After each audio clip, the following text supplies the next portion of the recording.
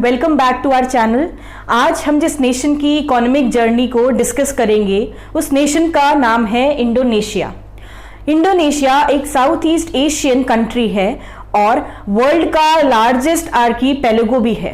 Archipelago means जहां पर बहुत सारे आइलैंड्स हों, और इंडोनेशिया में 17,000 से भी ज़्यादा आइलैंड्स हैं।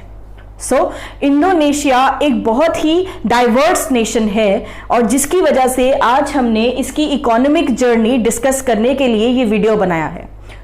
अगर आपको हमारा ये वीडियो पसंद आए तो इसे लाइक ज़रूर कीजिए और हमारे चैनल को सब्सक्राइब ज़रूर कीजिए। इंडोनेशिया के बारे में हम स्टार्ट करते हुए कहते हैं कि वर्ल्ड वॉर 2 के बाद जहां कुछ कंट्रीज और कुछ नेशंस की बाउंड्रीज रीडिफाइन हुई, वहीं कुछ और नेशंस की जो इकोनॉमी थी वो रीडिफाइन हो रही थी। ऐसे ही इंडोनेशिया के लिए भी वर्ल्ड वॉर 2 के बाद का जो टाइम था वो डिफिकल्ट रहा, क्योंकि इंडोनेशिया एक ऐसा नेशन था जो कि डच की कॉलोनी थी। डच यानी जिसको हम प्रेजेंट डे में नीदरलैंड के नाम से भी जानते हैं। इंडोनेशिया डच की कॉलोनी थी, यानी डच यहां पर रूल करते थे और साथ ही यहां से ट्रेड करते थे। ट्रेड करने के लिए इंडोनेशिया के पास नेचुरल रिसोर्सेस और साथ ही साथ स्पाइसेस के लिए इंडोनेशिया पूरे वर्ल्ड में फेमस था।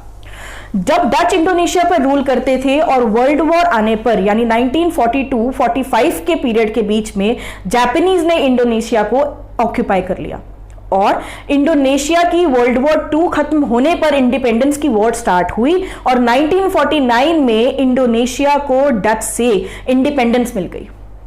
और उसके बाद आज डच को हम जानते हैं, आज हम इंडोनेशिया को जानते हैं कि इंडोनेशिया एक मिक्स्ड इकोनॉमी है जिसमें प्राइवेट और पब्लिक एंटरप्राइजेस दोनों ही मिलकर काम करती हैं। इंडोनेशिया की अगर हम हिस्टोरिकल बैकग्राउंड या रिलीजियस बैकग्राउंड की तरफ देखें तो इंडोनेशिया एक ऐसा नेशन था जिसमें बहुत से बाकी वेस्टर्न कंट्रीज से नेशंस आकर वहां पर ट्रेड करते थे। जैसे कि मैंने बताया, इंडोनेशिया में नेचुरल रिसोर्सेस और स्पाइसेस बहुत थी। इसी तरीके जब वो लोग डिफरेंट नेशंस के लोग यहाँ आए ट्रेड करने के लिए इंडोनेशिया में, तो वो अपने साथ रिलीजन भी अपने लेकर आए। जैसे कि 7th सेंचुरी में इंडोनेशिया में बुद्धिज्म और हिंदुइज्म आया। हिंदुइज्म और बुद्धिज्म फ्लरिश होने लगा क्योंकि इंडियन किंग्स भी ऐसे थे जो कि इंडोनेशिया पर जाकर किसी ना किसी आइलैंड पे जाकर रूल कर रहे थे, और चोला एम्पायर के ही ऐसे किंग थे इंडिया के हुए जिन्होंने इंडोनेशिया पर रूल किया और ट्रेड किया स्पाइसेस का। बुद्धिज्म और हिंदुइज्म 7th सेंचुरी में इंडोनेशिया में फ्लरिश होना स्टार्ट हुआ। इसी के तरीके से बहुत से ऐसे और कंट्रीज थे जो कि मुस्लिम रिलीजन को फॉलो करते थे और वो लोग भी इंडोनेशिया पर आए ट्रेड करने के पर्पस से, और उनकी अग्रेसिवनेस होने के कारण उनकी बातों में, उनकी प्रैक्टिसेस में 13th सेंचुरी में जो कि हम कह सकते हैं कि मुस्लिम्स का जो रिलीजन है वो इंडोनेशिया में आया और इतना तेजी से फ्लरिश हुआ। आज इंडोनेशिया की जो मेजॉरिटी ऑफ पॉपुलेशन है वो मुस्लिम है और इस्लाम वहां इतना पॉपुलर हुआ कि इंडोनेशिया में अभी भी ट्रेसेस देखे जा सकते हैं हिंदुइज्म के भी, बुद्धिज्म के भी, लेकिन जो मेजॉरिटी वहां के लोगों की है वो है इस्लाम की। बहुत ज्यादा पॉपुलेशन इंडोनेशिया की 87% के अराउंड मेजॉरिटी है मुस्लिम्स की। लेकिन इंडोनेशिया में बहुत हद तक वहां पर टेम्पल्स बने क्योंकि इंडियंस का और बुद्धिज्म का वहां पर रूल था कुछ टाइम के लिए और उनका इन्फ्लुएंसेस था, और कल्चर में इंडोनेशिया के इंडिया मिक्स हो गया और उसका एविडेंस आज भी हमें देखने को मिलता है। इंडोनेशिया की जो ऑफिशियल करेंसी है उसके ऊपर भगवान गणेश जी की एक पिक्चर बनी होती है। इतना ज्यादा बाकी नेशंस की कल्चर्स को इन्होंने अडॉप्ट किया। टेम्पल्स बहुत सारे हैं इंडोनेशिया में आज भी। इंडोनेशिया एक कल्चरली डाइवर्सिफाइड नेशन है और रिलीजियसली भी, क्योंकि बहुत से रिलीजन है अभी भी इंडोनेशिया में। और इंडोनेशिया एक आर्कीपेलागो होने के साथ साथ 700 से ज्यादा लैंग्वेजेस इंडोनेशिया में बोली जाती हैं। जिस नेशन की, इंडोनेशिया की कैपिटल है जकार्ता, और जकार्ता एक ऐसा नेशन है बेसिक इसका वहां जो ट्रेड जो इंडोनेशिया का है वो एक इंपॉर्टेंट सिटी के रूप में जकार्ता इंडोनेशिया के लिए रोल प्ले करता है। और इंडोनेशिया के बारे में अगर हम बात करें, इकोनॉमिकली इंडोनेशिया आज वर्ल्ड में 16th प्लेस पर है इन टर्म्स ऑफ जीडीपी और लार्जेस्ट इकोनॉमी है साउथ ईस्ट एशिया की। इंडोनेशिया अभी भी रिच है नेचुरल रिसोर्सेज में। Indonesia is the second largest rubber producer in the world as well as the palm oil producer. और साथ ही साथ नेचुरल रिसोर्सेज जैसे कि gold, silver, copper, stainless steel भी इंडोनेशिया से एक्सपोर्ट होता है। और साथ ही साथ शुगर, कोकोनट, ये सारी चीजें हैं जो इंडोनेशिया आज बाकी नेशंस में एक्सपोर्ट कर रहा है। और इंडोनेशिया के ट्रेडिंग पार्टनर्स के बारे में अगर हम बात करें तो इंडोनेशिया के ट्रेडिंग पार्टनर्स हैं China, India, South Korea, Japan. इन नेशंस के साथ ज्यादा ट्रेड है इंडोनेशिया का। इतना बड़ा, इतना नेचुरली डाइवर्सिफाइड नेशन और पॉपुलेशन इंडोनेशिया में बहुत ज्यादा है और आने वाले समय में एक ऐसा नेशन होगा जिसमें वर्ल्ड की मैक्सिमम मुस्लिम मेजॉरिटी होगी और पॉपुलेशन होगी। और इंडोनेशिया के बारे में अगर हम बात करें कि जो लेबर की अवेलेबिलिटी है, जो लेबर है वहां पर वो चीप है, यानी कि प्रोडक्शन में इंडोनेशिया बहुत अच्छे से बहुत अच्छा आगे जा सकता है। लेकिन इंडोनेशिया की इकोनॉमी ने भी बाकी इकोनॉमीज की तरह एक फॉलिंग पीरियड देखा और वो फॉलिंग पीरियड था एशियन फाइनेंशियल क्राइसिस का। और एशियन फाइनेंशियल क्राइसिस के करते इंडोनेशिया की जो जीडीपी थी वो डाउन हुई और इंडोनेशिया को भी फाइनेंशियल क्राइसिस देखना पड़ा। Despite of the fact that Indonesia is rich in natural resources abundance और बहुत ही important strategic location है इस country की, सी पोर्ट्स बहुत सारी, इसको कोस्ट लाइन बहुत लंबी है कंट्री की और इतने इसके पास नेचुरल एडवांटेजेस होने के साथ साथ इसको फाइनेंशियल सेटबैक्स हुए। जहां चीप लेबर हो और पॉपुलेशन भी ज़्यादा हो और कंट्री में इतनी नेचुरल रिसोर्सेज हो, बट फिर भी इंडोनेशिया को कहीं ना कहीं इकोनॉमिकली सेटबैक था। और आज भी ये नेशन एमर्जिंग इकोनॉमीज में, यानी न्यूली इंडस्ट्रियलाइज्ड नेशन, जो कि न्यूली इंडस्ट्रियलाइजेशन वो होता है जो कि बाकी अपने साथ की डेवलपिंग कंट्रीज में से ज्यादा बेहतर तरीके से डेवलप हो रहा होता है।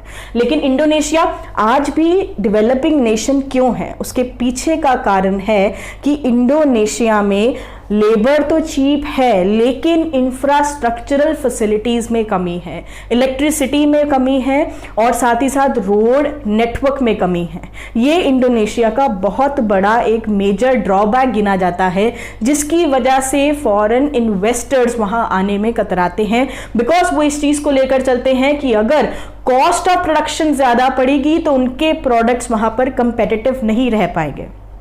साथ ही साथ इंडोनेशिया की जो मैक्सिमम पॉपुलेशन है वो स्किल्ड नहीं है। इंडोनेशिया में अभी भी सबसे ज्यादा फोकस कमोडिटी एक्सपोर्ट्स पर ही होता है। कमोडिटी एक्सपोर्ट्स जैसे कि मिनरल्स का चले जाना या फिर किसी भी तरीके की एग्रीकल्चरल एक्सपोर्ट्स का होना, गोल्ड का एक्सपोर्ट होना और निकल ओर का एक्सपोर्ट होना, पेट्रोलियम का एक्सपोर्ट होना, अभी भी इंडोनेशिया से इन चीजों का एक्सपोर्ट ज्यादा है। मैन्युफैक्चरिंग यानी कि वहां पर होना, प्रोडक्शन होना, इंडस्ट्रियलाइजेशन होना कम है। इसीलिए इंडोनेशिया की आज भी पॉपुलेशन 20% के अराउंड ऐसी है जो बिलो पॉवर्टी लाइन रह रही है।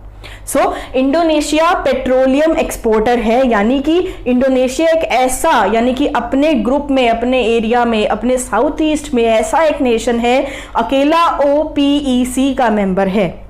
और OPEC का मेंबर होने के बावजूद, क्योंकि पेट्रोलियम एक्सपोर्टिंग नेशन है, स्टिल इसकी इकोनॉमी अभी डेवलपिंग है। रीजन बीइंग मैंने आपको अभी बताया, जो उसकी पॉलिटिकल स्ट्रैटेजीज हैं, जो पॉलिटिकल उसकी पॉलिसीज हैं, वो सभी में अभी और इंप्रूवमेंट चाहिए।